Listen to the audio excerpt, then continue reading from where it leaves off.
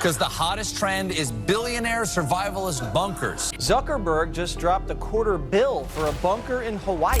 They're designing underground shelters for comfort, I would say luxury. That's just like a little shelter under, and it's like a basement. Little shelter. I do have an underground tunnel. Do you really? Yeah.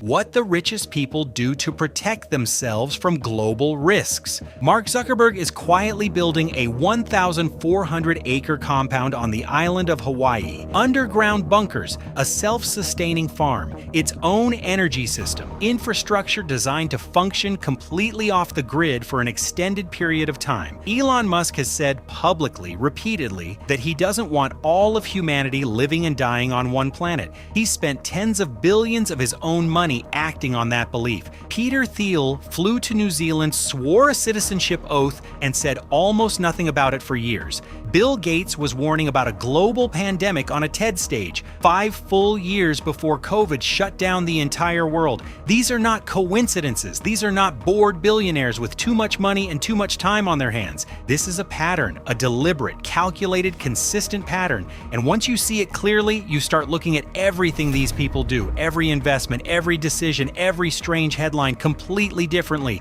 The wealthiest people alive are preparing for something, not one specific catastrophe, not a movie-style apocalypse, something far more rational and honestly, far more unsettling than any disaster Hollywood has ever imagined. They are preparing for the moment when normal systems stop working. The financial system, the food supply, the power grid, global communication networks, the things that hum quietly in the background of everyday life, the things nobody thinks about until the day they suddenly don't work anymore. And the way they're preparing tells you everything about how they see the world. So let's get into it. Here's a risk most people never seriously consider. Everything you own, your money, your legal identity, your ability to move freely, is tied to a single country. One political shift, one emergency law, one government decision to restrict movement or freeze assets. And if you have no alternative, you have no exit and no leverage. Most people assume the system they were born into will always function the way it does today. That assumption has never, in human history, held forever. Peter Thiel, co-founder of PayPal, first outside investor in Facebook, didn't make that assumption. In 2011, he quietly obtained New Zealand citizenship. He spent just 12 days in the country over a 5-year period to qualify, used a special investor residency program, made no announcement. The story only surfaced years later through investigative journalists. When it finally came out, the reaction was mostly confusion. Why would one of the most powerful men in Silicon Valley want a second passport in a small island nation at the bottom of the world? His answer, when he eventually addressed it, was almost frustratingly calm. New Zealand isn't a hiding place, it's an option. And options, when systems become unstable, are worth more than almost anything money can buy. Now, Thiel's move makes sense when the threat is political or geographic. But what about a risk that doesn't care about borders at all? What about something that can reach every country, every city, every household simultaneously? In 2015, Bill Gates stood on a TED stage and delivered a warning that should have stopped the world in its tracks. He said the thing most likely to kill tens of millions of people in the coming decades was not a nuclear weapon. It was a highly contagious virus spreading through a world that was completely unprepared to stop it. He had spent years studying global health infrastructure, the gaps in early detection, the lack of vaccine manufacturing capacity, the total absence of coordinated international response systems. He understood that the machinery for handling a serious pandemic simply didn't exist at the scale it needed to. 5 years later, every single gap he identified became front-page news in every country on Earth. But here's what matters most, beyond the prediction itself. Gates wasn't forecasting a specific outbreak. He was identifying a category of risk, a type of threat that was systematically underestimated and structurally underprepared for. And then he spent years and billions of dollars working to close those gaps, long before any crisis made it feel urgent to anyone else. Most people react to events after they happen. Gates studied the conditions that allow catastrophic events to happen and acted years before anyone else thought action was necessary. That's a completely different relationship with risk. Not reacting, but anticipating. And it turns out Gates wasn't the only one anyone thinking this way. There's another threat growing right now built by human hands that no one fully understands yet. And one billionaire believes the stakes are just as high. Artificial intelligence is developing faster than any technology in history. The concern isn't science fiction, it's structural. If AI development concentrates power in the wrong hands or produces systems that behave in ways nobody fully controls, the disruption could be unlike anything in recorded history. Entire industries collapsing at once, automated systems making decisions faster than any human oversight can catch up, power shifting in ways that are extremely difficult to reverse. Sam Altman, CEO of OpenAI, the company behind ChatGPT, will openly tell you this. He'll also tell you his response isn't to slow down, it's to push harder. His argument is simple. Powerful AI is coming regardless of what any one person or company chooses to do. The only real question is who builds it and what values guide that process. His preparation is staying at the front, shaping the outcome, rather than being blindsided by whatever gets built without those guardrails in place. That's positioning as protection. Being inside the problem and steering it rather than watching it arrive from the outside with no ability to influence what it becomes. But here's the thing, everything we've talked about so far, geographic flexibility, pandemic preparation, AI risk, these are all real and serious. But one billionaire looked at all of them and decided the real problem was something even more fundamental,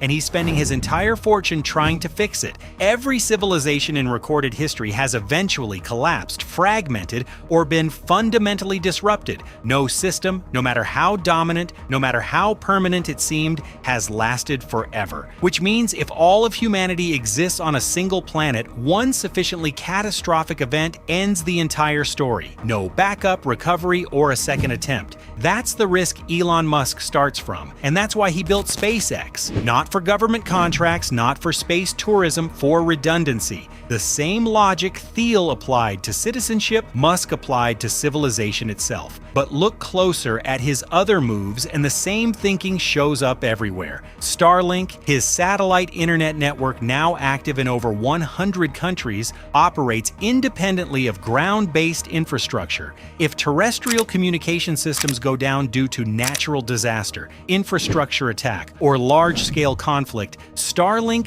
keeps functioning. That's not a side benefit. That's the architecture, designed from the ground up around the assumption that the primary system might one day fail. Ray Dalio, founder of the world's largest hedge fund, applies identical logic to money. No currency, no economy, no financial system lasts forever. His all-weather portfolio was built around one idea. Different assets behave differently under different conditions, so no single economic shift can wipe everything out simultaneously. Spread the risk, reduce the dependency, survive scenarios you didn't specifically predict. Both men are asking the same question from different angles, and that question leads somewhere very specific, something much closer to the ground. Think back to early 2020. COVID hit, and global supply chains buckled almost immediately. Shipping slowed, distribution networks broke down, store shelves in some of the wealthiest countries in the world went empty within weeks. And that was not a worst-case scenario. That was a moderate, temporary disruption. Now consider what happens when the supply chains that deliver food, water, and power stop working, not for weeks, but indefinitely. Larry Ellison, founder of Oracle, bought 98% of the Hawaiian island of Lanai in 2012 for around $300 million. Most headlines called it an eccentric trophy purchase. That framing misses entirely what happened next. Ellison began investing heavily in sustainable agriculture, clean water infrastructure, and independent energy generation. He's talked about making Lanai a working model for self-sufficient living where food, water, and power are produced locally, not delivered through external supply chains he doesn't control. That's not survivalism. That's vertical integration applied to the most fundamental human needs. The same principle every serious business uses to reduce dangerous dependency on suppliers they can't control. When you produce your own food, generate your own power, manage your own water, external disruptions don't automatically become your disruptions. And Jeff Bezos has identified what he sees as an even more irreversible single point of failure. Through his investment in longevity and life extension research, Bezos is essentially arguing that no other preparation matters if the human body fails. Some risks are worth attacking at the source permanently. Mark Zuckerberg spent over $26 million on personal security in a single year. That number is publicly disclosed in Meta's financial filings.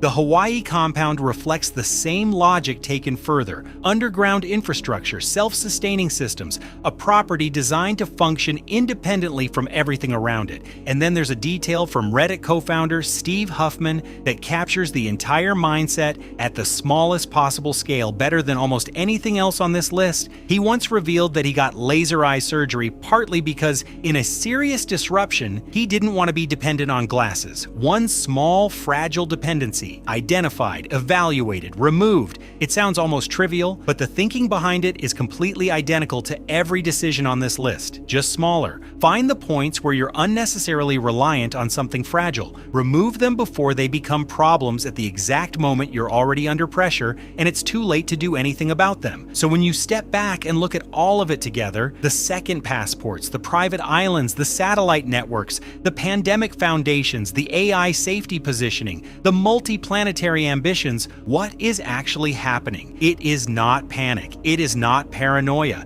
It is one principle applied over and over again at enormous scale. Don't let a single failure take everything down. One country, one currency, one supply chain, one communication network, one planet, one quiet assumption that everything will keep working exactly as it does today, forever. The wealthiest, most informed people alive have looked at the systems that modern life depends on and decided that betting everything on those systems never failing is not a strategy. It's a gamble. A quiet, invisible gamble that most people make every single day without ever realizing they're making it. They don't make that gamble. And the most important thing to take from all of this has nothing to do with bunkers or private islands or spacecraft. It's the question every single person on this list is clearly asking themselves regularly, seriously, that most of us never stop to ask. If the system we depend on stopped working tomorrow, what would we actually do? You don't need $1 billion to ask that question, but you might really want to start answering it.